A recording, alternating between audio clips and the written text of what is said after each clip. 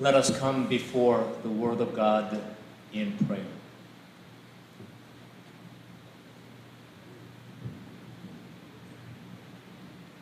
O Lord, our Lord, how majestic is your name in all the earth. We praise you, for you are compassionate, gracious, slow to anger, abounding in steadfast love and faithfulness. Father, please forgive our unfaithfulness. Please forgive our idolatrous hearts. Open the eyes of our hearts and renew us in the beauty of your holiness. Father, anoint your servant and use me as a channel of your word. Not to me, but all the glory be to you and you alone. In Jesus' name we pray. Amen. We've been studying the book of Exodus for some time, and we will wrap it up in just a few weeks. Today we will focus on how God restored the broken covenant with his people. To recap the story, the worship of golden calf was a destruction of the marriage covenant between God and his people. In less than 40 days after the wedding ceremony, while God was giving instructions to Moses for building his dwelling place among the people, they betrayed God. Even before the honeymoon began, God found his bride, Israel, sleeping with another man. This total violation of the marriage covenant, even after all that God had done for them, is absolutely appalling. Tragically, this pattern of idolatry would continue for generation after generation until they are exiled in Babylon. Pastor Tim Keller says, imagine the grief God feels looking at us when we commit spiritual adultery. We are the spouse from hell. God is in the longest bad marriage in history. How can a relationship go on after such a blatant betrayal? Initially, God's wrath is kindled against the Israelites, and God threatens to destroy them. He says to Moses in Exodus chapter 32, verse 9, "They are a stiff-necked people. Now leave me alone, so that my anger may burn against them, and that I may destroy them."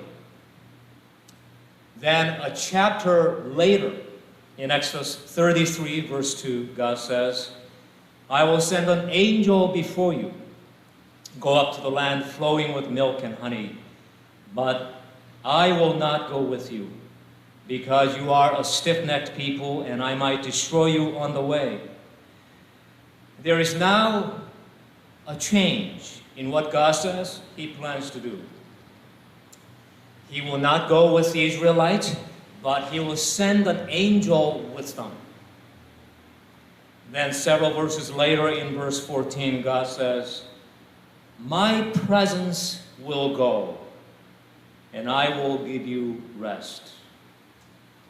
So now there is some hope that God's presence will go with his people. And finally, a few verses later, in verse 17, God says to Moses, "I will do the very thing you have asked, because I am pleased with you, and I know you by name." So in these few chapters, we see a change in the way God relates to his people So what has brought the change? On the one hand, God is absolutely sovereign.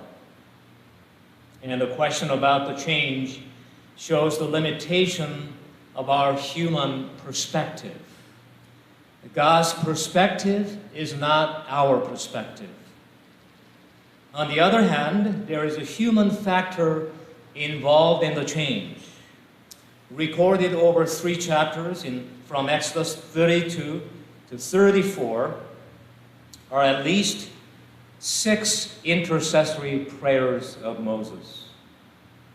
What has brought the change is the intercessory prayers of Moses. You see, while Moses was praying to God, interceding for the people themselves had no idea what was going on. They had no idea that God's wrath was about to fall upon them. They were clueless about the mortal danger that they were in. They were clueless, but they escaped God's wrath because of the prayer of Moses. That is the power of intercessory prayer. In the Torah, Moses was God's chosen person to intercede for the people. But in the New Testament, we see all kinds of people interceding for one another. In 1 Thessalonians, the Apostle Paul says to this tiny Thessalonian church, pray for us. In 1 Timothy chapter 2, verse 1, the Apostle Paul urges that supplications, prayers, intercessions, and thanksgiving be made for all people. And our Lord Jesus says, pray for those who mistreat you. In other words, intercede for those who mistreat you. Intercessory prayer is not just the responsibility of pastors, but the responsibility of every Christian. I am so grateful that so many of you are interceding for me, my family, and Peddie Church. I am also deeply grateful that we have a small group of intercessors who meet weekly to intercede for me, my family, and Peddie Church. And I know that beyond any doubt that your prayers have sustained me, my family, and Peddie Church. So thank you, thank you, thank you. If you have been blessed in your life, it's probably because the intercessory prayers of others, especially those of your parents and your family. So be sure to thank them. Based on the intercessory prayers of Moses, let me say just a few more things about intercessory prayer. First, we must approach God's throne of grace with a right spirit in our heart. In Exodus 33, verse 17, God says that He has answered the prayers of Moses because He is pleased with Moses. Now, does this mean that we need to be as righteous as Moses for God to answer our prayer? No. If our prayers depend on our righteousness, then none of us would be qualified to pray. As Martin Luther said, our righteousness is alien righteousness. That is, it's outside us. It's the righteousness of the Lord Jesus Christ, and is given to us by grace. At the same time, grace comes with responsibility. We are responsible for living according to the righteousness of Christ. If we harbor ungodly thoughts and attitudes, such as arrogance, pride, rudeness, meanness, resentment, contempt, cynicism, sexual immorality, adultery. We break God's heart. We erect a wall between God and us, and that will hinder our prayers. So before you intercede for others, first pray for yourself, your own heart, so that you may be right with God. Second, when we are interceding for people, the most important attitude in our heart is love for the people whom we are praying for. Again, Moses is a great example here. In Exodus 32, verse 31, Moses returns to God and prays again. Oh, what a great sin these people have committed. They have made themselves gods of gold. But now, please forgive their sin. But if not, then blot me out of the book you have written. Moses does not downplay the sins of the people. He does not make excuses for their sins. Instead, he asks God to forgive them, but if not, he asks his name to be blotted out of the book of life. He identifies with the fate of his people. He is willing to perish with the people. That is love. That is sacrificial love. As we said many times, love is not warm, romantic feelings. To love others, you don't have to agree with them. You don't even have to like them. To love means to will what is good for others. You see, Moses doesn't have any romantic feelings toward these people. He was almost stoned to death by them at Rephidim. He knows their rebellious nature, but he still loves them, even willing to sacrifice his own life for them and intercedes for them. The key to intercessory prayer is how much love you have for the people you are praying for. When you intercede for people, do you pray merely out of duty? How much love do you have for the people you are praying for? So the most important attitude in your heart is love for the people you are praying for. And just one more point on intercessory prayer.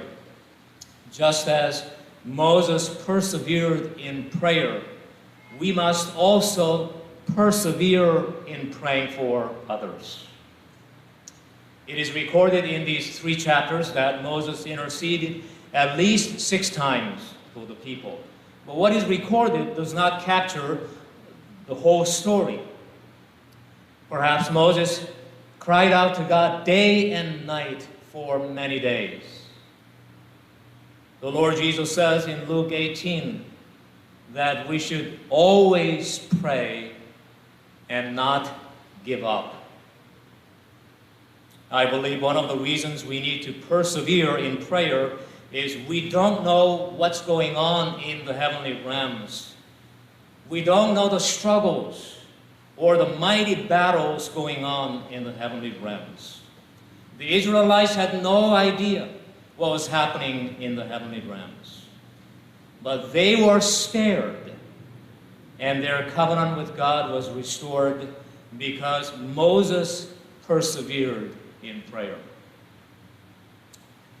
So persevere in interceding for others. Do not give up praying for others. Do not give up praying for the salvation of your loved ones. Do not give up. Persevere in interceding for others.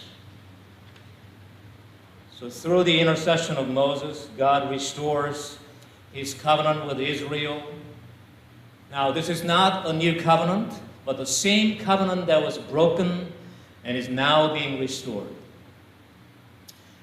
The restoration of the covenant involves two elements.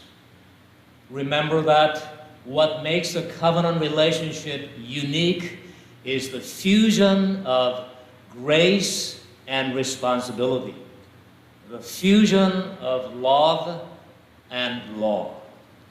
So the restoration of the covenant involves both law and grace, the giving of the law and the assurance of God's grace.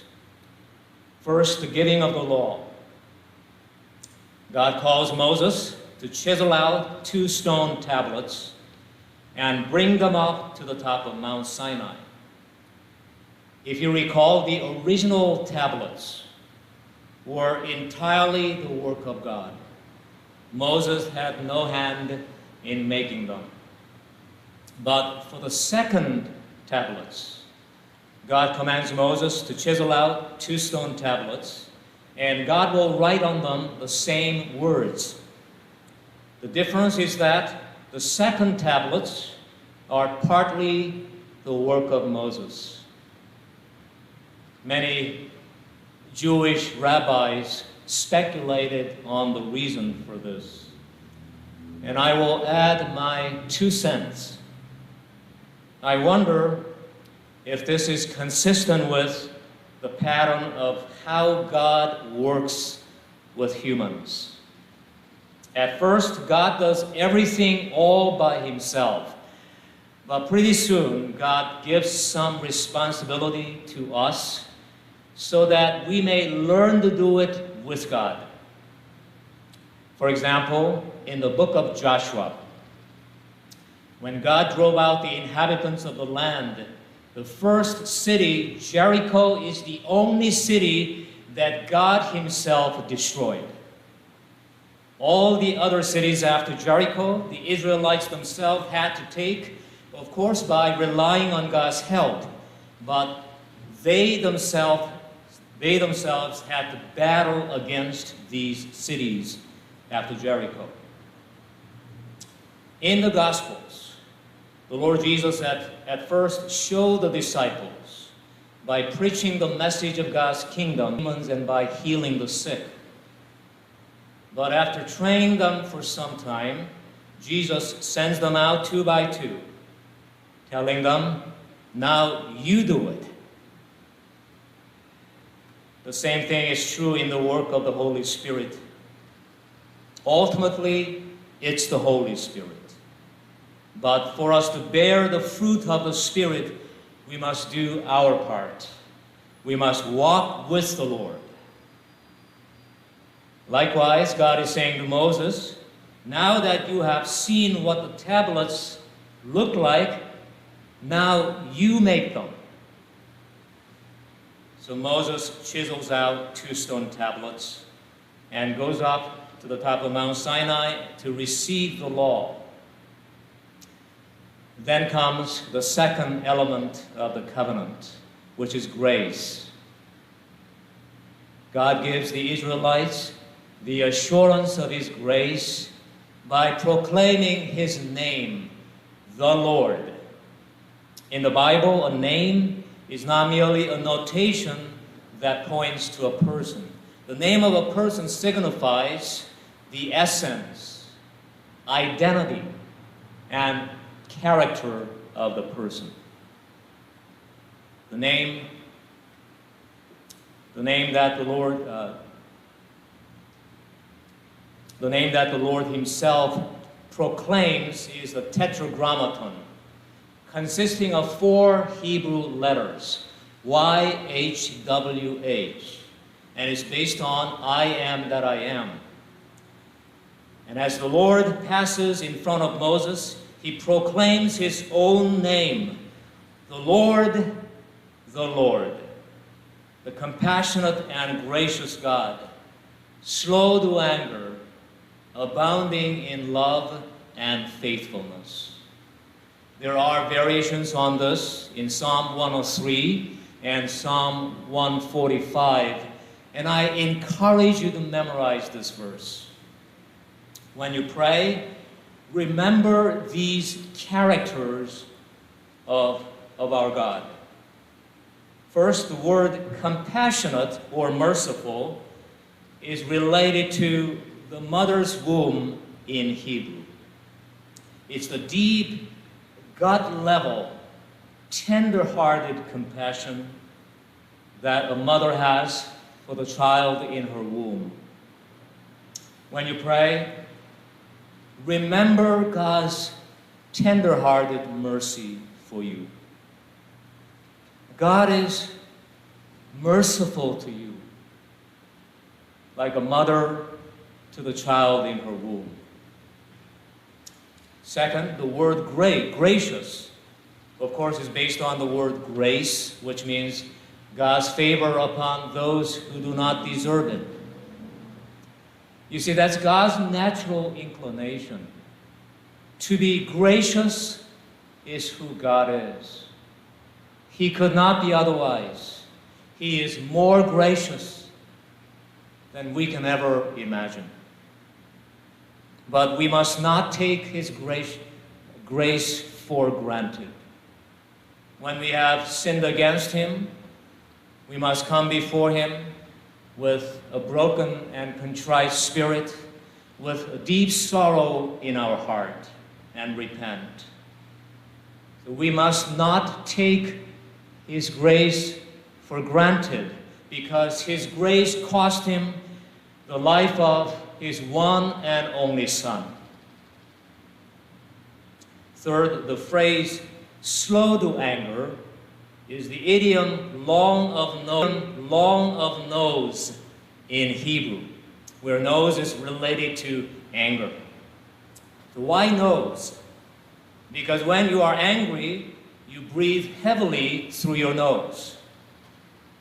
Long of nose means that God has put His anger a long distance from Him, far away from Him.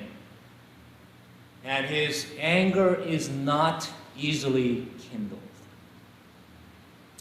We are often troubled by the fact that God can be angry, but God's anger is not an emotional outburst. His anger is a manifestation of His holiness, repelling our sin. If we continue to sin against God, He can be provoked to anger, but not easily, because He has put His anger far away from Him. He is slow to anger. The word love in Hebrew is one of the most beautiful words in the Bible. It describes the quality of love in a covenant relationship. It's impossible to translate it in a single word, so the Bible translators try to capture its meaning in various ways. Steadfast love, covenant loyalty, loving kindness, and so on. You see, God's love is not fickle. His love for us is steadfast, loyal, enduring.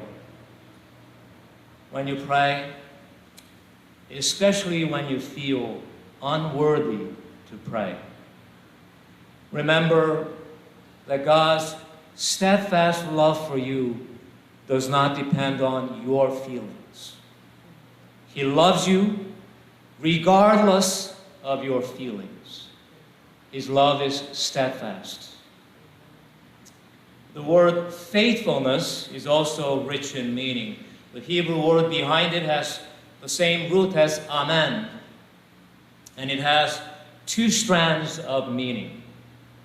One strand is in the sense of faithfulness in promises, faithfulness to His promises, and the other strand is in the sense of being truthful in His word. So as you pray, remember two things about His faithfulness. remember that God is faithful to all his promises. And you can lay before him the promises that God himself has made and trust that he will fulfill his promises. Remember also that God is truthful. His word is true. And you can rely on his word. So as God restores the broken covenant with Israel, he proclaims his own name and assures them of his grace and love. In chapter 34, verse 28, we are told that Moses was on top of Mount Sinai for 40 days and 40 nights without food and without water. That would be impossible for humans without God's miraculous intervention. And nowhere in the Bible we are commanded to fast 40 days without food and water.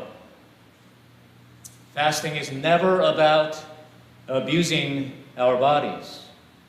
Instead, it's about humbling ourselves before God's mighty hand.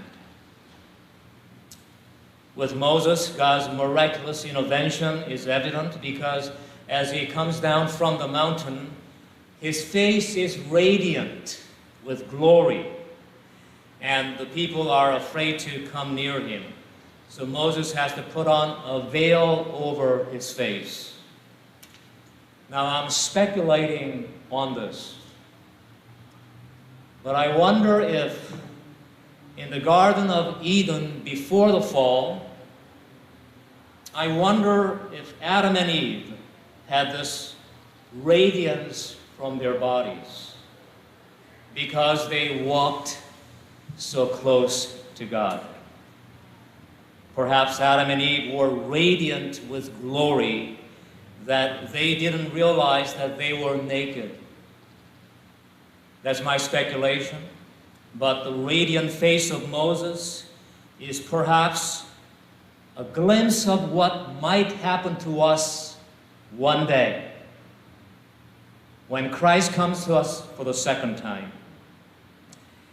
Now, the Apostle Paul in 2 Corinthians chapter 3 refers to the story of Moses' radiant face.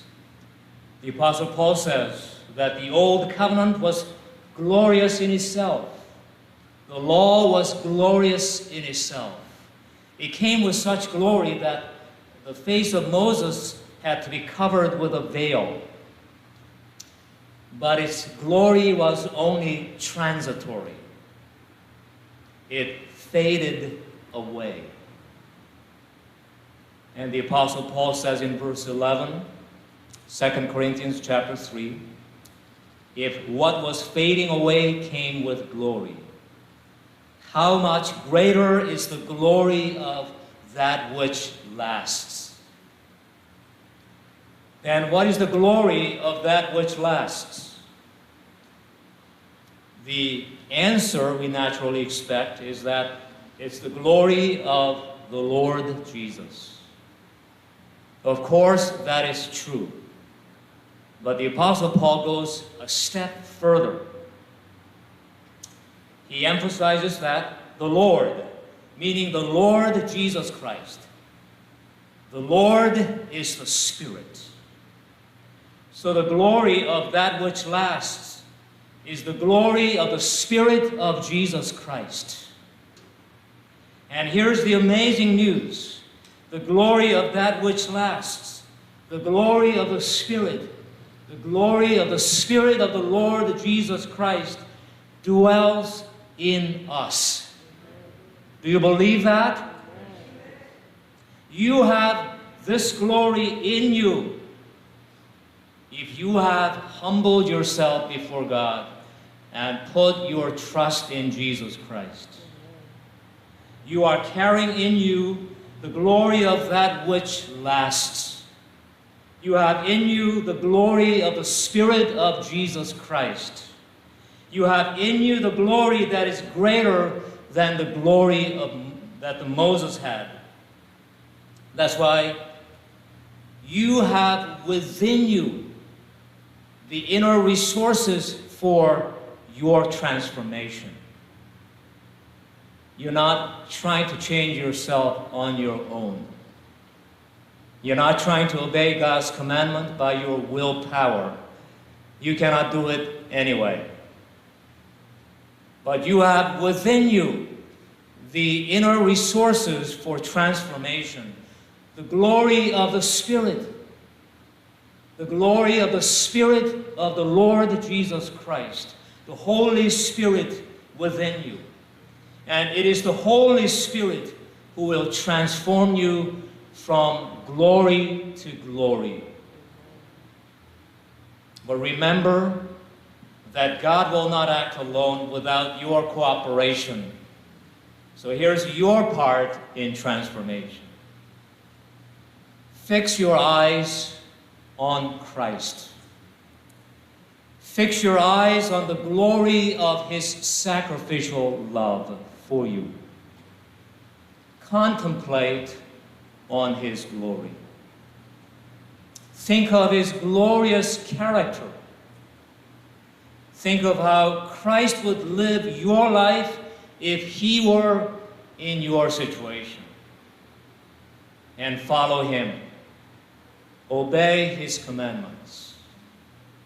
So as you contemplate the glory of Jesus Christ, you will be transformed from glory to glory into the likeness of Christ. In a moment, we will be celebrating the Lord's Supper. In the Gospel of John 12, verse 23, our Lord Jesus said, "The hour has come for the Son of Man to be glorified." Then, a few days later, He went to the cross to be crucified. The greatest glory ever revealed to humanity is His broken body and His shed blood.